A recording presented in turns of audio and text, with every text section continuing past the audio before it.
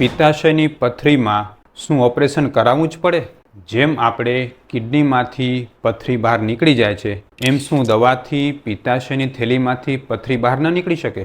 મિત્રો, આજે વાત કરશું એક એવા રોગ વિશે કે જેણે હજારો પેશન્ટને ઓપરેશનના ટેબલ ઉપર સુવડાવી દીધા છે. ફરજિયાતપણે પિત્તાશયની થેલીનું ઓપરેશન કરીને કઢાવવું પડે. આજે હું તમને મોડર્ન મેડિકલ સાયન્સ અને આયુર્વેદ બંનેની ભાષામાં સમજાવીશ કે પિત્તાશયની પથરીમાં ક્યારે ઓપરેશન કરાવવું પડે અને ક્યારે આપણે રાહ જોઈ શકીએ છીએ, અને શું ઘરમેળે આના માટે કંઈ થઈ શકે. આ બધી જ વસ્તુને આજે આપણે આ વિડીયોમાં જાણીશું. નમસ્કાર મિત્રો, વિડીયોમાં આગળ વધતા પહેલાં મારી આપને નમ્ર વિનંતી છે કે તમે કોઈપણ રોગથી પરેશાન હો અને તમે વિચારતા હો કે આમાં આયુર્વેદ દવા લાગુ પડે કે ન પડે, તો મારા આ જ યુટ્યુબ ચેનલ, ફેસબુક કે ઇન્સ્ટાગ્રામ પેજના બધા જ વિડીયોને શાંતિથી જુઓ. તમને હજારો પેશન્ટના વિડીયો મળશે કે જે લોકો આયુર્વેદથી સાજા થયેલા છે. તમારો આત્મવિશ્વાસ વધશે, અને જો તમે કોઈપણ રોગ માટે આયુર્વેદ સારવાર લેવા ઈચ્છતા હો તો તમે અમારો સંપર્ક પણ કરી શકો છો.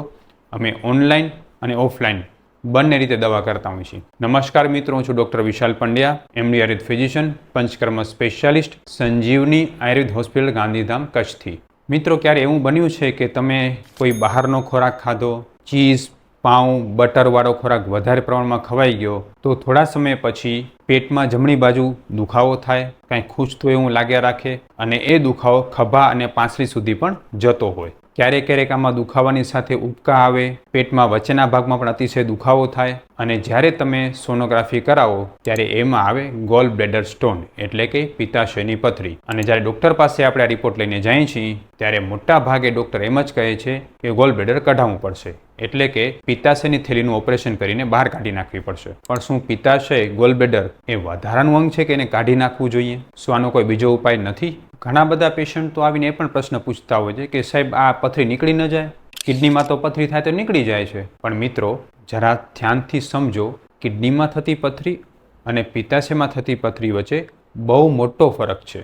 કિડનીની પથરી પેશાબથી નળી વાટે નીકળી શકે છે. એનું કારણ છે ગુરુત્વાકર્ષણ બળ, અને કિડનીમાંથી પેશાબની નળી સુધી સતત જે છે એવી જગ્યા છે, એવી રચના છે કે જેમાં નીચે તરફ પથરી આરામથી નીકળી જઈ શકે. પણ ગોલ બ્લેડર એટલે કે આપણી લીવરની નીચે રહેલી એક થેલી કે જેમાં આખા શરીરમાંથી પિત્ત એટલે કે બાઇલ ભેગું થાય છે. જ્યારે આપણે ખોરાક ખાઈએ છીએ અને એ ખોરાકમાં ચીકાશવાળી વસ્તુ, ઘીવાળી વસ્તુ કે તેલવાળી વસ્તુ, તળેલી વસ્તુઓ હોય તો તરત જ આપણું મગજ પિત્તાશય સુધી સિગ્નલ મોકલે છે, અને પિત્તાશયની થેલી સંકોચાઈ જવાને કારણે તરત જ એ પિત્ત આપણા આંતરડામાં આવે છે, જે પચાવવાનું કામ કરે છે. તો પછી આમાં પથરી કઈ રીતે બની ગઈ? મિત્રો, મોડર્ન મેડિકલ સાયન્સ અનુસાર જ્યારે તમારા બ્લડમાં કોલેસ્ટેરોલનું પ્રમાણ બહુ વધારે પ્રમાણમાં હોય ત્યારે બ્લડ થીક બને છે, અને એ થીક બ્લડમાંથી ધીરે ધીરે પિત્તાશયની થેલીમાં કાદવ જેવું જામવા માંડે છે. એ કાદવ જેવું જામેલું પિત્ત ધીરે ધીરે પથરીના ગાંગડા રૂપે બની જાય છે, અને ત્યાં પથરી બની જાય છે. આયુર્વેદમાં તો આને બહુ જ સારી રીતે સમજાવેલું છે. આયુર્વેદમાં આને પિત્તાશ્મરી કહેવામાં આવે છે. પિત્ત એટલે કે આપણું પિત્ત, અને અશ્મરી એટલે કે પથ્થર. જ્યારે આપણું પિત્ત પથ્થર સ્વરૂપે ફેરવાઈ જાય એને પિત્તાશ્મરી કહેવામાં આવે છે. આયુર્વેદ મુજબ જ્યારે તમે તમારા ખોરાકમાં વધુ પડતો મેંદો, ચીકાશવાળી વસ્તુ અને અપચો એવા બધા ખોરાક અને વાયુકારક ખોરાકનું સેવન કરો છો, ત્યારે તમારા શરીરમાં જે પિત્ત બને છે એમાં નેચરલ ચીકાશ વધારે પ્રમાણમાં હોય છે. એમાં કફ ભળેલો હોય છે, જેને આયુર્વેદમાં શ્લેષ્મ પિત્ત કહેવામાં આવે છે. આ શ્લેષ્મ પિત્તવાળું લોહી જ્યારે લીવરમાં જાય છે ત્યારે એમાંથી જે પિત્ત બને છે એ પણ ચીકાશવાળું અને સાથે સાથે ઘટ બને છે. આ જે ઘટ બનેલું પિત્ત વાયુની મદદથી જ્યારે સુકાઈ જાય છે ત્યારે એ પથરીના ગાંગડા સ્વરૂપે ફેરવાઈ જાય છે, જેને આપણે પિત્તાશ્મરી કહીએ છીએ. આમ પિત્તાશ્મરી એ વાયુ, પિત્ત અને કફ ત્રણેયના શરીરમાં બગડવાને કારણે થતો રોગ છે. હવે સૌથી મોટો સવાલ,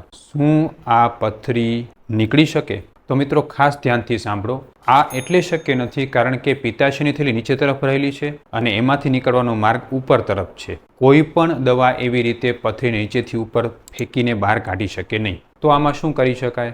તો શું માત્ર ઓપરેશન જ એકમાત્ર ઉપાય છે? ના, એવું નથી.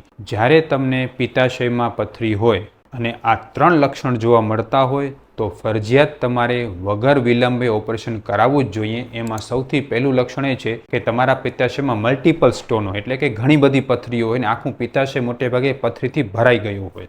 બીજું લક્ષણ એ છે કે પિત્તાશયની થેલી ઉપર સોજો આવી ગયો હોય, એમાં ઇન્ફેક્શન થઈ ગયું હોય ને દુખાવો અતિશય થતો હોય. અને ત્રીજા નંબરે એક ભયંકર મેડિકલ ઇમરજન્સી કે જેમાં પિત્તાશયની પથરી પિત્તાશયની નળીમાં ભરાઈ જાય અને એને કારણે પિત્ત બહાર નીકળવાનું અટકી જાય અને કમળો થવાની શરૂઆત થઈ જાય, આ સમયે તાત્કાલિક ઓપરેશન કરાવવું જોઈએ, કારણ કે આ જીવણેલ પરિસ્થિતિ છે. હવે આ 3 મેડિકલ ઇમરજન્સી સિવાય બાકી બધા જ કેસીસમાં તમારે તાત્કાલિક ઓપરેશન કરાવવું જરાય જરૂર નથી. ખાસ કરીને આયુર્વેદમાં જ્યારે પથરી ઓછી હોય અને માત્ર સ્લજ એટલે કે કાદવ જેવું જમા થતું હોય ત્યારે આયુર્વેદની સારવારથી એને ઓગાળી શકાય છે, નોર્મલ કરી શકાય છે. પણ જો ઉપરની મેડિકલ ઇમરજન્સી મેં જે કહી એ 3 પરિસ્થિતિમાં કોઈ પણ વ્યક્તિ તમને એમ કહેતું હોય કે મારી દવાથી આ પથરી ઓગળી જશે, બહાર નીકળી જશે, તો એ વાત ખોટી છે. એ વહેમમાં ન રહેવું જોઈએ અને તાત્કાલિક એમાં ઓપરેશન કરાવવું જોઈએ. પણ હા, જો આ રોગમાં તમને મેં કહ્યું એ પ્રમાણે સોજો ન હોય, માત્ર સામાન્ય પથરી હોય અને સ્લજ હોય, વધુ પડતી પથરીઓ ન હોય, તો આયુર્વેદ સારવારથી ઓગાળી શકાય છે. એના માટે આયુર્વેદમાં ઘણા બધા ઔષધો કીધા છે. આના માટેના ઔષધો મોટે ભાગે કટુ અને તિક્ત રસાત્મક હોય છે, એટલે કે તીખા અને કડવા દ્રવ્યો કે જે પથરીને ઓગળાવવામાં મદદ કરે, લોહીને પાતળું કરવામાં મદદ કરે અને સાથે સાથે જે છે એ વાયુનું અનુલોમન કરે. આ બધી મેડિસિન્સમાં ખાસ કરીને આરોગ્યવર્ધિની રસ, કુમારી આસવ, કટુકી, સૂંઠ, જીરું, લીમડો, પુનર્નવા, આ બધા જ ઔષધો ખૂબ સારું કામ કરતા હોય છે. આમાં ખાસ કરીને કટુકીનો ઉપયોગ ઘરમેળે કરી શકાય છે. કટુકી એક એવી પ્રકારની ઔષધિ છે કે જેને આપણે કડું કહીએ છીએ. આ કડું જે છે એ તમે બજારમાંથી આખા કડું મળી જાય છે, એને લઈ આવો, એને સરસ રીતે જે છે એ તાવડી ઉપર શેકી લ્યો. થોડું ઘી નાખીને શેકો તો વધુ સરસ. એ શેકાઈ ગયા પછી એને ખૂબ સરસ રીતે ખાંડી લ્યો. ખાંડ્યા પછી એનો ચણા ભારથી પણ ઓછો પાવડર, એટલે અડધા ચણા ભાર જેટલો પાવડર સાકર સાથે મિક્સ કરીને સવાર સાંજ લેવાથી ખૂબ સારો ફાયદો થાય છે. આની સાથે તમે અર્ક લવણ છે, નારિકેલ લવણ છે, લવણ ભાસ્કર ચૂર્ણ છે, શિવાક્ષર પાચન ચૂર્ણ છે, આવા બધા પાચન ઔષધો પણ લઈ શકો છો, જે પ્રોપર આયુર્વેદ ડોક્ટરની સલાહ અનુસાર લેવા જોઈએ. હવે બીજી અગત્યની વાત, જો તમને પથરી નાના પ્રમાણમાં છે, તમારે ઓપરેશન નથી કરાવવું, તો ઘરમેળે પણ કેટલીક ધ્યાન રાખવાની જરૂર છે. સૌથી પહેલાં તો તમારે વધુ પડતી ચરબીવાળો ખોરાક, જેમ કે અતિશય પ્રમાણમાં ભેંસનું દૂધ, ભેંસનું ઘી, વધુ પડતું તેલ, તળેલી વસ્તુઓ, મેંદાની વસ્તુઓ, પનીર, ચીઝ, માયોમીઝ, આવી અલગ અલગ પ્રકારની ચીઝ, આ બધી જ વસ્તુનું સેવન ટાળવું જોઈએ. કારણ કે જો તમારું પાચન બગડશે તો આ બધી જ વસ્તુઓ તમારા શરીરમાં કફ દોષ વધારશે. કફ દોષ વધારીને એ તમારા લોહીમાં પિત્ત અને કફનું સંયોજન એવું બનાવશે કે જેને કારણે આ પથરી વધતી જશે અને મટશે નહીં. સાથે સાથે તમારે પાચન શક્તિ વ્યવસ્થિત રાખવાની જરૂર છે. મેં મોટાભાગના પેશન્ટમાં એવું જોયું છે કે આ પિત્તાશયની પથરી ત્યારે જ દુખાવો કરે છે કે જ્યારે તમારા પેટમાં કબજિયાત રહેતી હોય, ગેસ રહેતો હોય, પેટ સાફ ન થતું હોય. અને જો તમે આટલી વસ્તુનું ધ્યાન રાખશો, એટલે કે પેટ સાફ રાખશો, કબજિયાત નહીં રહેવા દો અને પેટમાં ગેસ નહીં બનવા દો, તો આ પથરી તમને આખી જિંદગી ક્યારેય નડશે નહીં અને આરામથી માં કોઈ ઓપરેશનની જરૂર નથી. અને જો મિત્રો તમને વારંવાર એવું આ પ્રોબ્લેમ થતો હોય, દુખાવો વારે વારે થઈ જતો હોય ને તમે વિચારતા હો કે આમાં ખરેખર